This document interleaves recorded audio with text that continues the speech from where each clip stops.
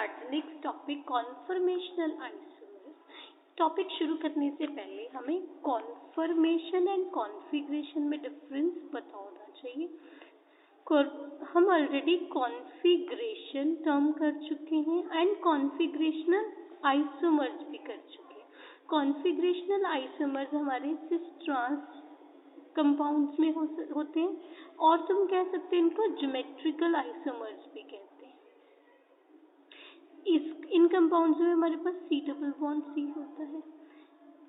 हमारे यहाँ पे 4 डिफरेंट ग्रुप्स लगे. अगर मुझे सिस से ट्रांस में या ट्रांस को मैंने सिस में इंटर कन्वर्ट करना है, I have to break the bond breaking होएगी, देन मैं रोटेट करूंगी, देन मेरा बॉन्ड ज्वाइन होएगा. That means configurational. जी से ज्योमेट्रिकल टर्म आती है, सिस ट्रांस में होता है. इस केस में एक आइसोमर दूसरे आइसोमर में तभी कन्वर्ट हो सकता है जब हम बॉन्ड ब्रेकिंग करते हैं. ऐसे मेरे पास R एंड S कॉन्फ़िगरेशन होती है. R एंड S में भी मेरी एक फॉर्म दूसरे में इंटर कन्वर्ट तभी हो सकती है अगर मैं bond breaking and bond making करती हूँ. यहाँ पे मेरे पास ये डबल बॉन्ड वाला सिस ट्रांस कंपाउंड है. आइडेंटिकल ग्रुप सेम साइड लगे हुए हैं तो ये मेरे पास सिस फॉर्म है. इस केस में मेरी रोटेशन नहीं पॉसिबल बिकॉज ये डबल बॉन्ड्स की वजह से मेरे पास बॉन्ड फिक्स हो जाता है. तो ये मेरे पास कॉन्फ़िगरेशनल आइसोमर्स है. कॉन्फर्मेशनल आइसोमर इसके ऑपोजिट थ्रू रोटेशनल हमारे एक फॉर्म में दूसरी फॉर्म में कन्वर्ट हो जाते हैं. दैट मीन्स अगर मैं इनका कंपैरिजन करूँ with respect to configurational isomers, conformational isomers मेरे पास इंटर कन्वर्ट हो सकते हैं एक दूसरे में by simply rotation of bond.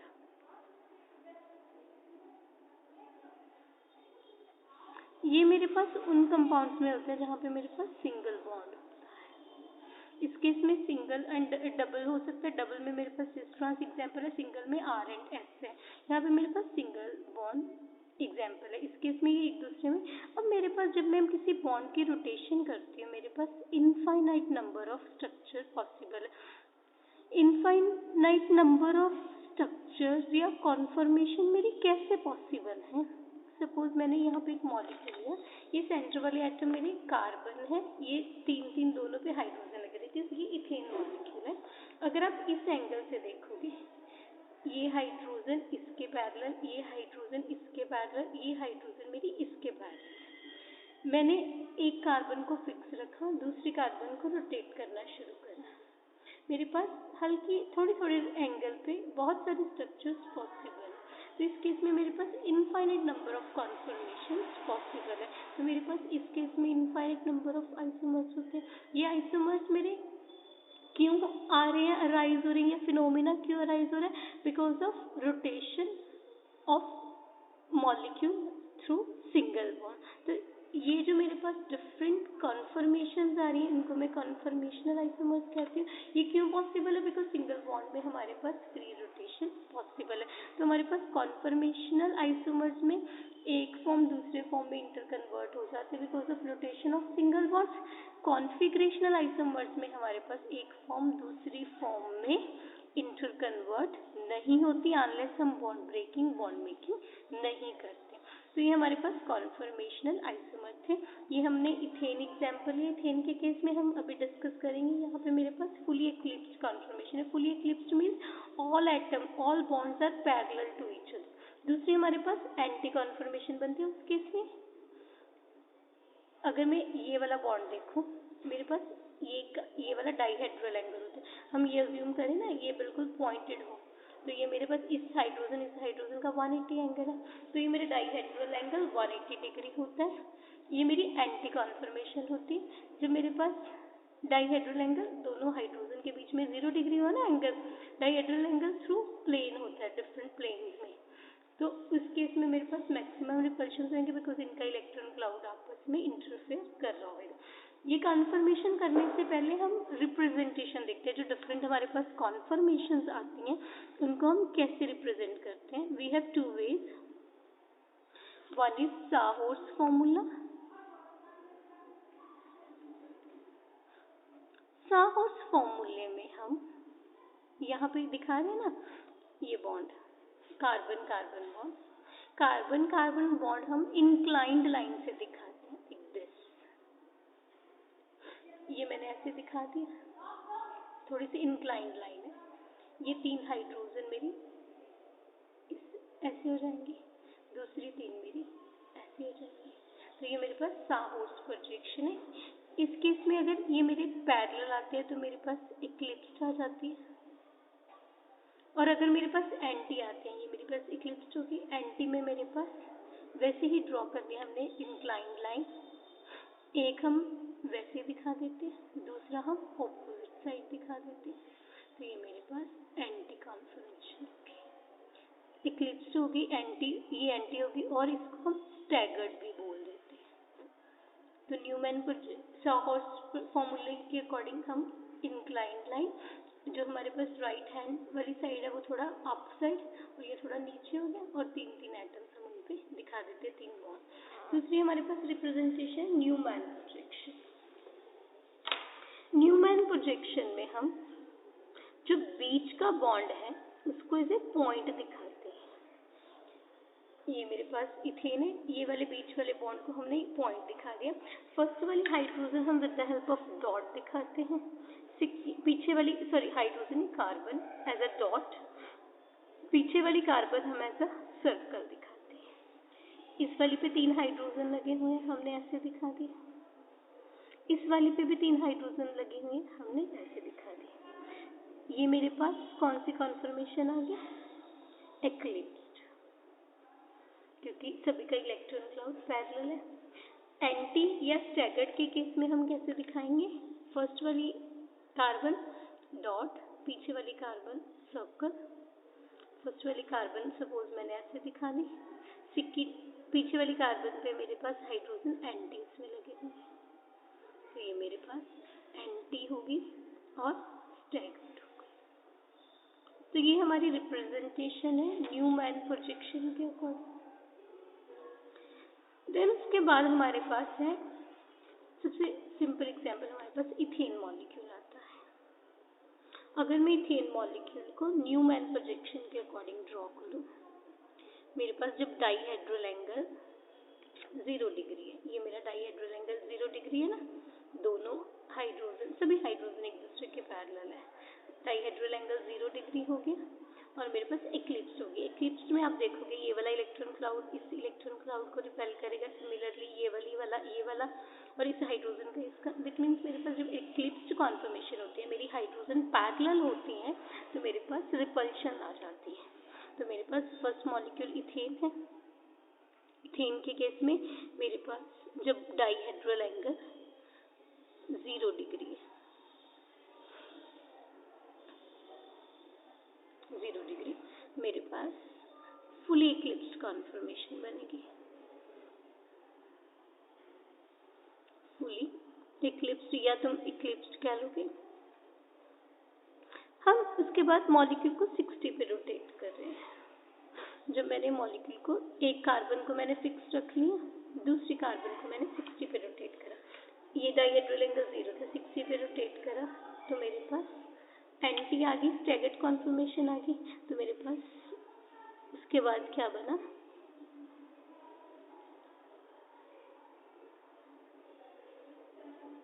ये मेरे पास कौन सी आ गई? स्टैगर्ड।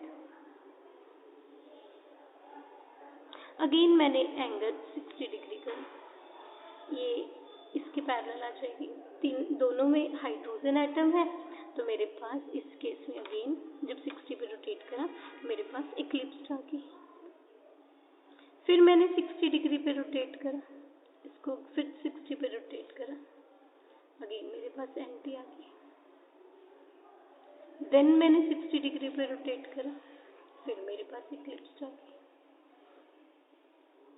तो इथेन के केस में मेरे पास 2 ही कॉन्फर्मेशंस बन गई, एक जिसमें रिपल्शन है इक्लिप्स, दूसरे केस में रिपल्शन कम है, मेरे पास स्टैगर्ड या एंटी कॉन्फर्मेशन आ रही। तो मेरे पास जो एनर्जी डायग्राम है कैसे बनेगा? इस साइड में एनर्जी दिखाऊं, और इस साइड हम रोटेशन दिखा रहे हैं। जब मेरे पास डाइहेड्रल एंगल 0 था, मेरे पास कौन सी कॉन्फॉर्मेशन थी? इक्लिप्स्ड थी, तो मेरे पास अनस्टेबल है। हमारे पास जो लोअर एनर्जी वाली फॉर्म होती है वो स्टेबल होती है, हाई एनर्जी वाली अनस्टेबल होती है। लो एनर्जी वाली स्टेबल होती है, हाई एनर्जी वाली अनस्टेबल होती है। अब इस केस में मेरे पास अनस्टेबल फॉर्म इक्लिप्स्ड है और स्टेबल फॉर्म मेरे पास कौन सी? स्टैगर्ड। जब मेरे पास एंगल 0 डिग्री था, मेरे पास इक्लिप्स्ड, तो इक्लिप्स अनस्टेबल है, मैं यहाँ पे दिखा दूंगी डाइहेड्रल एंगल 0 डिग्री। देन उसके बाद मेरे पास दूसरी कॉन्फर्मेशन, जब मैंने 60 पे रोटेट करा, दैट इज मेरे पास डाइहेड्रल एंगल 60 डिग्री आ गया, तो मेरे पास दूसरी फॉर्म क्या आ जाएगी? स्टैगर्ड। ये मेरी इक्लिप्स होगी, मैं इसी से लिख रही हूँ, स्टैगर्ड होगी, स्टेबल। देन उसके बाद अगेन मेरा एंगल अब 60 और रोटेट करा, 120 हो गया, इक्लिप्स आ गई। फिर मैंने एंगल 60 पे रोटेट करा, 180 हो गया डाइहेड्रल एंगल, अगेन स्टैगर्ड आ गई। अगेन मैंने 60 पे करा, 240 आ गया, इक्लिप्स फॉर्म आ गई। अगेन मेरा 300 पे करा, 60 डिग्री पे करा ना, तो मेरे पास फिर क्या आ गया? Staggered form. अगेन जब 360 पे करा तो मेरे पास ओरिजिनल मॉलिक्यूल आ गया, इक्लिप्स आ गई, तो मेरे पास पोटेंशियल एनर्जी डायग्राम कुछ इस टाइप का बन जाएगा।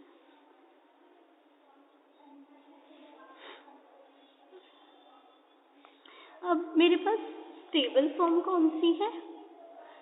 स्टैगर्ड। अनस्टेबल फॉर्म कौन सी है? इक्लिप्स। दोनों में एनर्जी डिफरेंस कुछ आ रहा है। ये energy difference in case of ethane की स्टैगर्ड एंड इक्लिप्स्ड फॉर्म में 12.55 किलो जूल के आसपास है।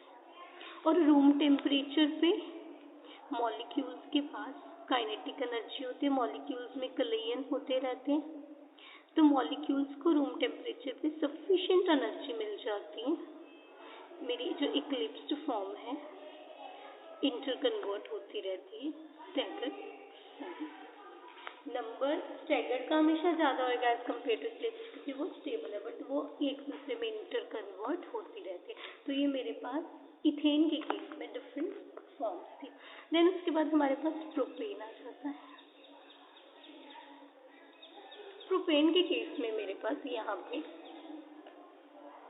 एक हाइड्रोजन की जगह हमारे पास कोई और एटम लग गया, मिथाइल ग्रुप लग गया ना, या मैंने और कलर से शो कर दिया।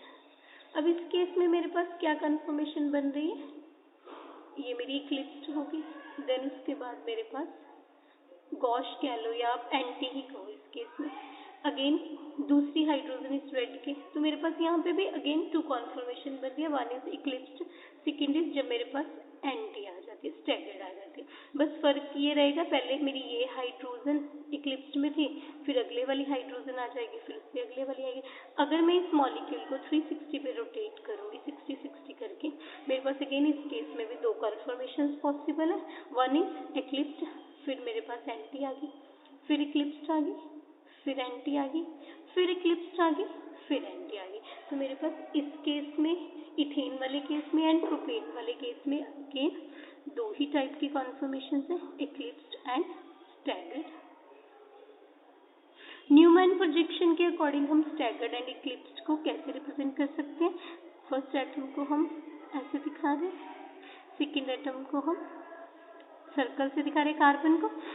मेरे पास इक्लिप्स्ड है, यहाँ पे सारी हाइड्रोजन है, मैं यहाँ लिख देती हूँ, यहाँ मिथाइल है, बाकी सारी हमारे पास हाइड्रोजन ही पैरेलल होगी। डाइहेड्रल एंगल 0 हो गया। दूसरा डाइहेड्रल एंगल हमारा 180 हो गया। अगेन मेरे पास इक्लिप्स, ये मेरी इक्लिप्स से कॉन्फर्मेशन होगी। स्टैगर्ड की रिप्रेजेंटेशन कैसे होगी? फर्स्ट कार्बन डॉट के साथ उस पर तीनों हाइड्रोजन लगी हुई है, जैसे हमारे यहाँ लगी हुई है, दिखाई है हमने। पीछे वाली कार्बन पे मिथाइल हाइड्रोजन, तो ये मेरे पास इथेन प्रोपेन के केस में 2 टाइप्स की कॉन्फर्मेशन आ गई। अब इस केस में मेरे पास सिर्फ हाइड्रोजन लगे हुए थे इथेन में। इस केस में एक मिथाइल ग्रुप भी आ गया, मिथाइल ग्रुप है, हेवी ग्रुप आ गया, स्टीरिक हिंड्रेंस बढ़ जाएंगी, हिंड्रेंस बढ़ जाएंगी तो अनस्टेबिलिटी बढ़ जाएगी। इस केस में जो एक्लिप्स्ड एंड स्टैगर्ड कॉन्फॉर्मेशन है, उस केस में जो एनर्जी डिफरेंस है एज कंपेयर टू इथेन ज़्यादा होएगा। कितना ज़्यादा होएगा? स्टैगर्ड एंड एक्लिप्स्ड फॉर्म में स्टैगर्ड मेरी स्टेबल है, एक्लिप्स्ड मेरी अनस्टेबल फॉर्म है। इन केस ऑफ प्रोपेन हमारे पास यहाँ पे जो एनर्जी डिफरेंस है नियरली 13.8 किलो जूल है। उस केस में हमारा 12 के आसपास था एज कम्पेयर टू, बाकी हमारा रेस्ट सब इथेन और प्रोपेन का सेम है बिकॉज दोनों में 2 टाइप की कॉन्फर्मेशन ही पॉसिबल है। देन हमारे पास नेक्स्ट एग्जाम्पल है ब्यूटेन। ब्यूटेन के केस में मेरे पास एक और हाइड्रोजन हटके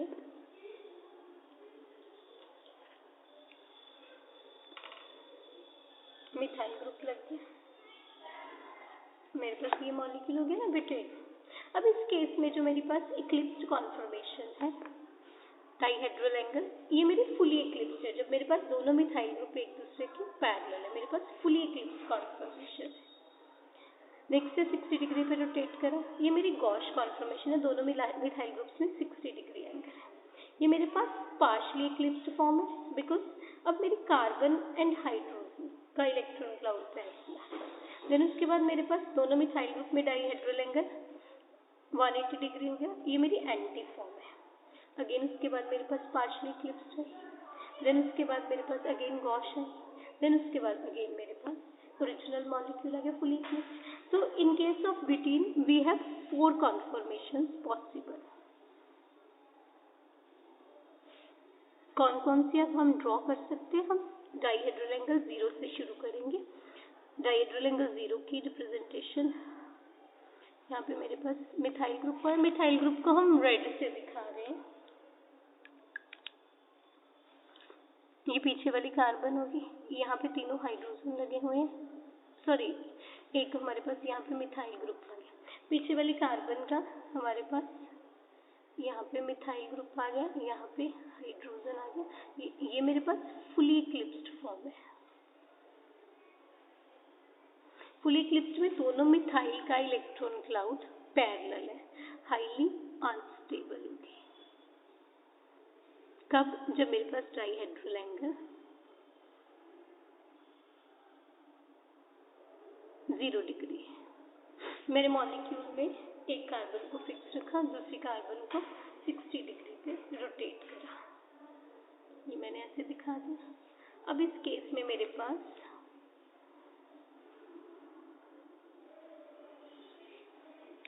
पीछे वाली कार्बन हम एज इट इज रख रहे हैं, आगे वाली को हमने रोटेट कर दिया। यहाँ पे मेरे पास CH3H, ये मेरी गॉश फॉर्म आ जाती है। इस केस में मेरा डाइहेड्रल एंगल 60 डिग्री हो गया एज कंपेयर टू इसके, as compare to fully eclipsed form. इस केस में रिपल्शन कम है बिकॉज दोनों मिथाइल ग्रुप में बॉन्ड एंगल 60 आ गया, उनके इलेक्ट्रॉन क्लाउड्स हमारे थोड़े दूर हो गए तो रिपल्शन कम आ जाएंगे।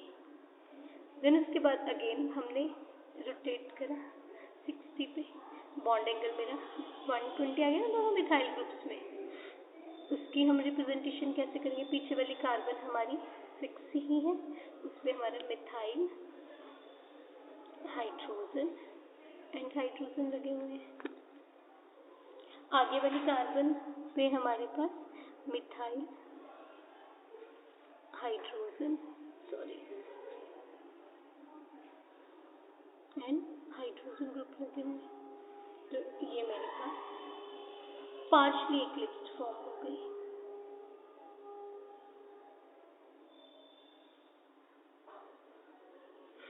As compare to gauche form ये लेस स्टेबल है, as compare to fully eclipsed form ये मोर स्टेबल है। देन उसके बाद अगेन हमारा बॉन्ड एंगल 240 डिग्री हो गया, डाइहेड्रल एंगल सॉरी। फिर हम कैसे करेंगे? पीछे वाली कार्बन को हम फिक्स रख रहे हैं, इसके सारे ग्रुप्स हम एज इट इज दिखा देंगे, पीछे वाले के हम रेड से दिखा रहे हैं।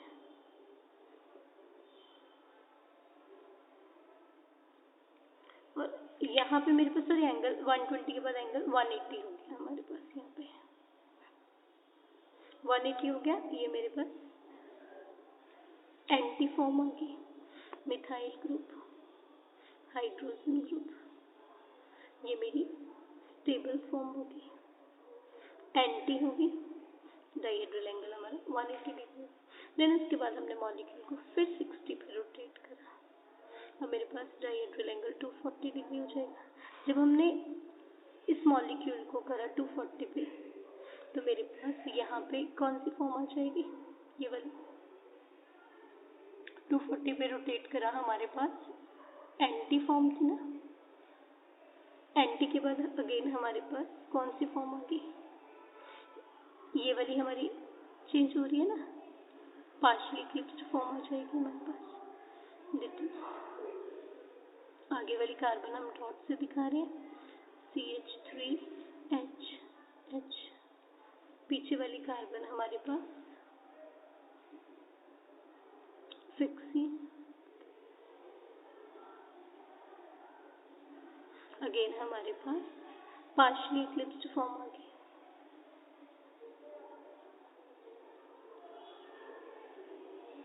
फिर हमने 60 पे रोटेट करा, 300 डाइहेड्रल एंगल आ गया, 300 डाइहेड्रल एंगल आ गया हमारे पास।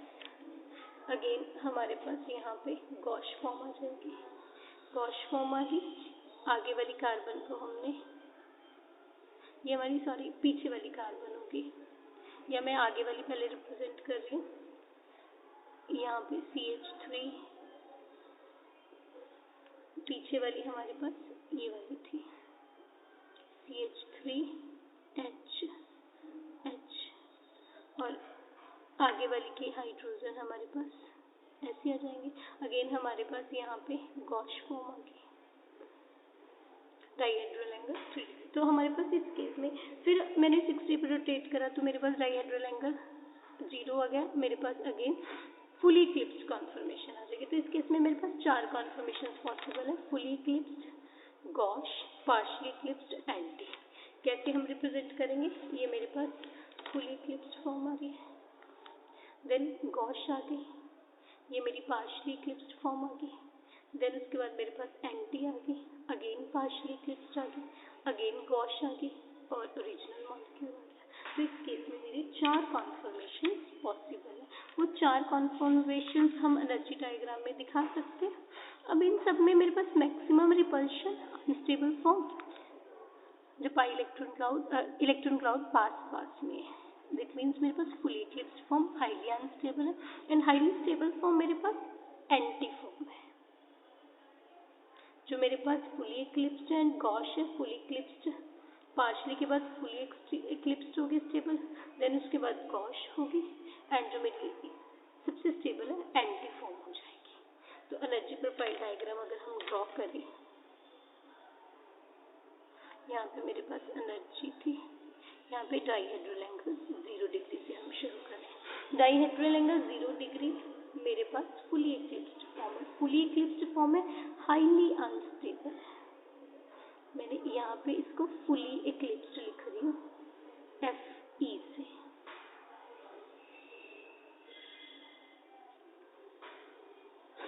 देन उसके बाद मेरे पास गॉश आई, गॉश एंटी के कंपैरिजन में अनस्टेबल है। तो मेरे पास ये सपोज मेरे पास यहाँ पे जो मेरे पास सबसे स्टेबल फॉर्म में यहाँ पे दिखा रही हूँ, ये मेरी एंटी फॉर्म है। 60 डिग्री में रोटेट करा, मेरे पास गॉश फॉर्म आ गई, एज कम्पेयर टू एंटी ये लेस स्टेबल है, तो ये मेरे पास गॉश फॉर्म आ जाएगी। मैं G से रिप्रेजेंट कर रही हूँ। देन उसके बाद हमारे पास पार्शियली इक्लिप्स्ड फॉर्म आ रही है, पार्शियली फुली से स्टेबल है। तो मैं यहाँ पे मेरा एंगल डाइहेड्रल एंगल 60 डिग्री हो गया। अब मेरे पास डाइहेड्रल एंगल 120 डिग्री हो गया, और यहाँ पे मेरे पास पार्शियली इक्लिप्स्ड फॉर्म आ गई। मैं PE से रिप्रेजेंट कर रही हूँ। फिर मैंने इसको रोटेट करा, मेरे पास सबसे stable form bond dihedral angle 80 degree आ गया। यहाँ पे मेरे पास एंटी फॉर्म आ गई। अगेन हमने इसको 180 के बाद 60 पे रोटेट करा, 240 आ गया। 240 आ गया मीन्स मेरे पास अगेन पार्शली इक्लिप्स्ड फॉर्म आ गई। इसके बिल्कुल पैरेलल दिखा रहे हैं हम। देन उसके बाद मेरे पास अगेन 60 पे रोटेट करा, 300 आ गया। अगेन मेरे पास गॉश फॉर्म आ गई। फिर मेरा 360 पे रोटेट करा मीन्स फुली इक्लिप्स्ड फॉर्म आ जाएगी। तो मेरे पास एनर्जी प्रोफाइल डायग्राम कैसे बना? Fully eclipsed, gauche, partially eclipsed, anti, partially eclipsed, gauche, fully eclipsed. तो ये मेरा एनर्जी प्रोफाइल डायग्राम आ गया। फुली इक्लिप्स्ड फॉर्म मेरी हाईली अनस्टेबल है, पार्शली इक्लिप्स्ड उससे स्टेबल है, then gauche and then anti.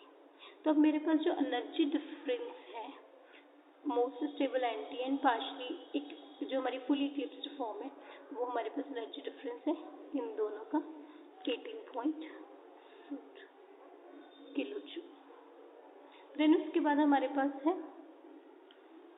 Gosh, ये anti and partially eclipsed as compare to 18, इसकी वैल्यू लेस से भी हमारी वैल्यू है 14.6 किलो जूल। देन उसके बाद है एंटी एंड गॉश 3.8 और एंटी को हम 0 ज़ीरो करते हैं। दैट मीन्स जब मेरे पास ब्यूटेन मॉलिक्यूल है उसके इसमें 4 कॉन्फर्मेशंस मेन पॉसिबल है।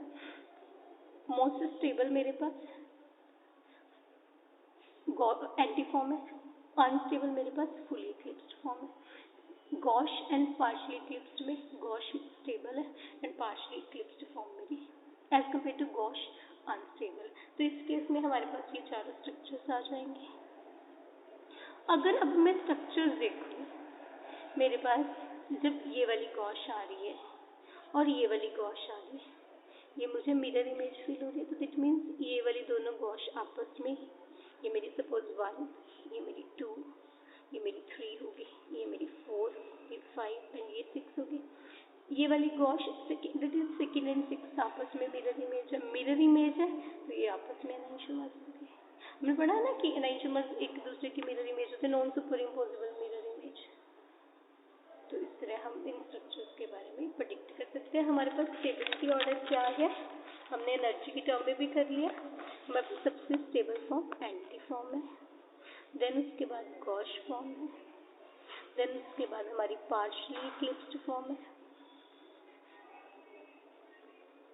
एंड देन उसके बाद हमारे पास fully eclipsed form, highly unstable और लीस्ट स्टेबल। तो ये हमारे पास डिफरेंट फॉर्म्स हैं, उनकी स्टेबिलिटी एंड अनस्टेबिलिटी। अब हमारे पास हमने कहा मेरे पास स्टीरिक हिंड्रेंस आ रही है, इलेक्ट्रॉन क्लाउड उनका पास में आ रहा है, तो रिपल्शंस हो रही हैं।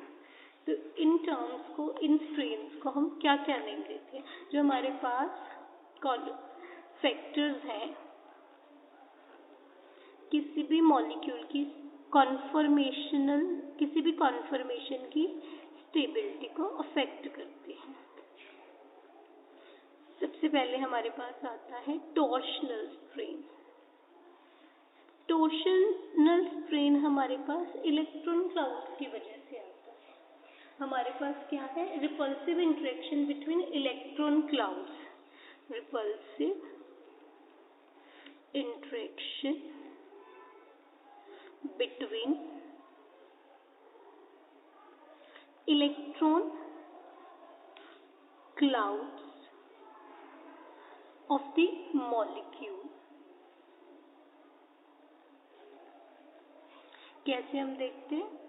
यहाँ पे सबसे पहले मेरे पास इथेन मॉलिक्यूल था ना, या कोई भी मॉलिक्यूल है, जब मेरे पास फुली इक्लिप्स या इक्लिप्स कॉन्फर्मेशन होती है, आप यहाँ पे ऐसे ज़ूम करिए, इलेक्ट्रॉन क्लाउड हमारा ऐसे आ रहा है, इधर इस बॉन्ड का ऐसे है, दैट मीन्स इनके पास रिपल्शन होंगी।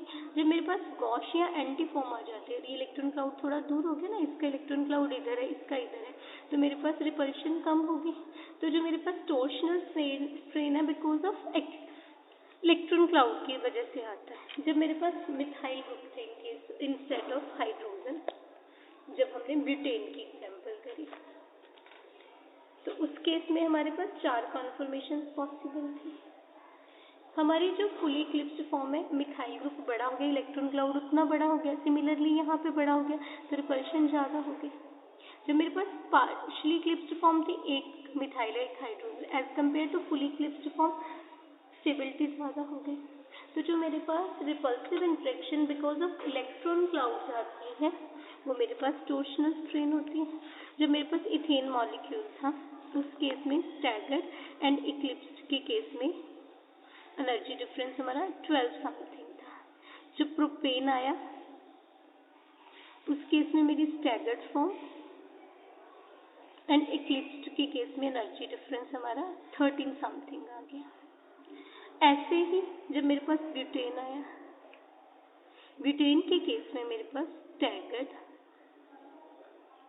एंड फुली इक्लिप्स्ड फॉर्म, उस केस में 18 के आसपास वैल्यू आ गई थी। तो जैसे जैसे मेरे पास बड़े ग्रुप्स आते जाएंगे, इनके इलेक्ट्रॉन क्लाउड्स में उनके इलेक्ट्रॉन क्लाउड्स बड़े होते जाएंगे, उनमें रिपल्शन ज़्यादा होती जाएगी, तो ये मेरे पास टॉर्शनल स्ट्रेन है। एनर्जी रिक्वायर्ड है एक फॉर्म को दूसरे फॉर्म में कन्वर्ट करने के लिए या उस टॉर्शनल स्ट्रेन को ओवरकम करने के लिए, तो वो मेरे पास टॉर्शनल एनर्जी हो जाएगी। टॉर्शनल एनर्जी हमारे पास यहाँ पे क्या होगी, एनर्जी रिक्वायर्ड। कौन सी एनर्जी हमारी रिक्वायर्ड है, रोटेशन के लिए एक फॉर्म को दूसरी फॉर्म में कन्वर्ट करने के लिए, उसको हमने कौन सी कह दी, टॉर्शनल एनर्जी। इथेन के केस में 12 समथिंग किलो जूल चाहिए, प्रोपेन के केस में 13 किलो जूल समथिंग चाहिए, ब्यूटेन के केस में हमें 18 किलो जूल चाहिए। देन उसके बाद हमारे पास नेक्स्ट था टॉर्शनल के बाद स्टीरिक स्ट्रेन। स्टीरिक वर्ड हमारे पास मीनिंग होता है हैवी ग्रुप जब आती है, जब हमारे पास इथेन की जगह ब्यूटेन मॉलिक्यूल आता है, तो रिपल्सिव इंट्रैक्शन इंक्रीज हो जाती है। क्यों इंक्रीज होती है, उस केस में हमारे पास हाइड्रोजन था, हाइड्रोजन की जगह मिथाइल ग्रुप आ गए। हमारे पास इथेन के केस में एनर्जी 12 था, स्टैगर्ड एंड इक्लिप्स्ड फॉर्म में डिफरेंस। ब्यूटेन के केस में हमारे पास 18 आ गया। तो ये जब मेरे पास मिथाइल ग्रुप आ रहे हैं हाइड्रोजन की जगह, तो एनर्जी रिपल्शन बढ़ जाती है, अनस्टेबिलिटी बढ़ जाती है। ये जो अनस्टेबिलिटी बढ़ रही है बिकॉज ऑफ स्टीरिक स्ट्रेन, मेरे पास हैवी ग्रुप आ जाते हैं। क्योंकि जब मेरे पास दो हैवी ग्रुप जैसे हमने करा था मिथाइल के केस में, इस केस में मैक्सिमम रिपल्शन हो जाती है ना, बिकॉज ये दोनों हैवी ग्रुप्स आपस में एक दूसरे को रिपेल करते हैं। देन उसके बाद हमारे पास नेक्स्ट है angle strain.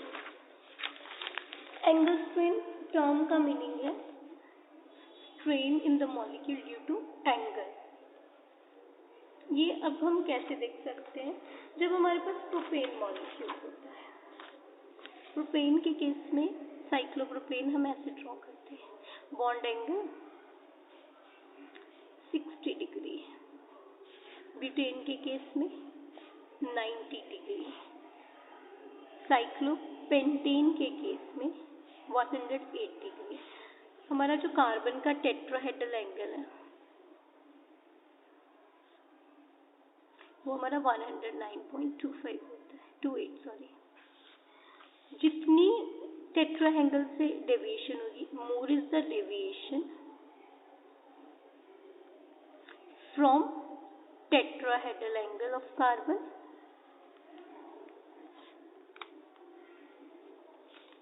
more is unstable or more is angle strain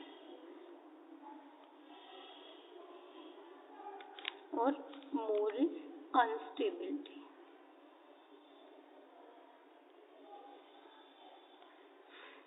तो in case of साइक्लोप्रोपेन हमारे पास डेविएशन 49 के आसपास है, 109 माइनस 60 49 के आसपास है। In case of butane we have 19 degree और ये ऑलमोस्ट सेम है। तो मेरे पास साइक्लोप्रोपेन हाईली अनस्टेबल होती है, followed by butane cyclo, then cyclopentane. और जो हमारी 6 मेंबर्ड ऑनवर्ड रिंग्स हैं वो हमारी नॉन प्लेनर रिंग हो जाती है। नॉन प्लेनर रिंग हो जाती है तो हमारे पास उस केस में स्टेबल बॉन्ड एंगल टेट्राहेड्रल के इक्वल होता है, तो हमारा मॉलिक्यूल स्टेबल होता है। अभी हम यहाँ पे अगर आपको दिखाएं, सबसे पहले हम हेक्सेन की बात कर रहे हैं। यहाँ पे मेरे पास साइक्लोहेक्सेन मॉलिक्यूल है। यहाँ टोटल 6 कार्बन है, 1 2 3 4 5 6। इस केस में अगर आप देखोगे मेरे सारे एटम्स सेम प्लेन में नहीं है। ये जैसे अगर मैं सेम प्लेन में दिखा रही हूँ, ये डिफरेंट प्लेन में होगी, तो इस केस में सारे मॉलिक्यूल्स का जो बॉन्ड एंगल है 108 है, तो मेरी स्ट्रक्चर स्टेबल है, कोई स्ट्रेन नहीं दिख रहा। बट अगर मेरे पास एक हाइड्रोजन एक कार्बन निकल जाए, मीन साइक्लोपेंटेन आ जाए, साइक्लोपेंटेन मेरा ये मॉलिक्यूल है। इसमें अगर आप देखोगे सारे एटम्स मेरे सारे कार्बन नियरली आपको एक प्लेन में दिख रहे हैं और मॉलिक्यूल में स्ट्रेन नहीं फील हो रहा है। यहाँ पे बॉन्ड एंगल आपका 108 के आसपास। एक कार्बन मैंने फिर निकाल दी,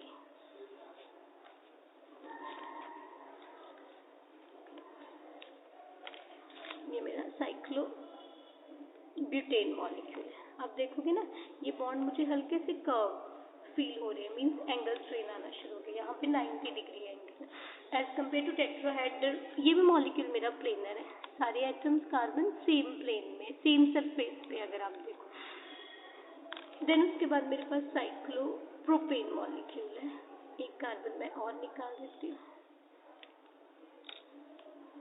मेरे पास ये मॉलिक्यूल है। अब अगर आप देखोगे आपके बॉन्ड बहुत ट्विस्टेड है, ये हाईली स्ट्रेन्ड मॉलिक्यूल है, प्लेनर है, सेम प्लेन में तीनों एटम्स है अगर आप इस एंगल से देखो। बट अब बॉन्ड देखो कितने बेंड हो रखे हैं, बेंड हो गया तो एंगल स्ट्रेन है। तो जितना मेरी डेविएशन टेट्राहेड्रल एंगल से होगी उतना मेरा मॉलिक्यूल अनस्टेबल होता जाएगा, तो ये मेरे पास एंगल स्ट्रेन है। देन उसके बाद हमारे पास था dipole dipole interaction. Dipole dipole interaction क्या है? डाइपोल बॉन्ड हम ऑलरेडी पढ़ चुके हैं। मेरे पास कोई भी बॉन्ड है, सपोज सी बी आर है, बी आर की इलेक्ट्रोनेगेटिविटी ज़्यादा है, partial negative partial positive charge. अब मेरे पास मॉलिक्यूल में डिफरेंट कॉन्फर्मेशन, उसमें अगर सिमिलर चार्जेस एक दूसरे के पास आते हैं रिपल्शन हो जाती है, सिमिलर चार्जेस एक दूसरे से दूर होते हैं या ऑपोजिट चार्जेस एक दूसरे के पास आते हैं, तो मेरे पास अट्रैक्शन आ जाती है, मॉलिक्यूल स्टेबल हो जाता है। तो हमारे पास जो डाइपोल डाइपोल इंटरेक्शंस हैं वो क्या है? मॉलिक्यूल्स में जो पोलैरिटी है, डाइपोल डाइपोल के बीच में इंटरेक्शन है, मींस मेरे पास मॉलिक्यूल में पॉजिटिव एंड नेगेटिव चार्ज है, उनके बीच में जो इंटरेक्शन है वो रिपल्सिव भी हो सकती है, अट्रैक्टिव भी हो सकती है। ये एग्जाम्पल डिस्कस करने से पहले हम यहाँ पे ये मॉलिक्यूल लेते हैं। अब यहाँ पे मेरे पास ये रेड ब्रोमीन एटम है, इसके इसमें carbon bromine, again carbon bromine, carbon bromine पे नेगेटिव चार्ज, कार्बन पे पॉजिटिव चार्ज, ब्रोमीन पे नेगेटिव चार्ज, कार्बन पे पॉजिटिव चार्ज, ये नेगेटिव नेगेटिव क्लोज हो गया, रिपल्शन होगी। ब्रोमीन अगर मैं रोटेट कर रही हूँ, नेगेटिव नेगेटिव दूर हो गया, अट्रैक्शन होगी। तो ये जो इंटरेक्शन अगर मेरे मॉलिक्यूल में जब मेरे पास एक्लिप्स कॉन्फर्मेशन आ रही है तो मेरे पास रिपल्शन हो जाती है ना, बिकॉज दोनों का नेगेटिव नेगेटिव चार्ज क्लोज आ रही है।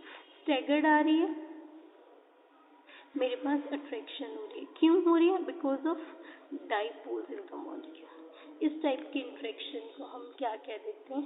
Dipole dipole interaction. ये स्टेबलाइज भी कर सकते हैं मॉलिक्यूल को, अनस्टेबलाइज भी। इक्लिप्स के केस में अनस्टेबल हो गया और यहाँ पे मेरे पास स्टेबल हो गया बिकॉज ऑपोजिट चार्जेस दूर हो जाते हैं।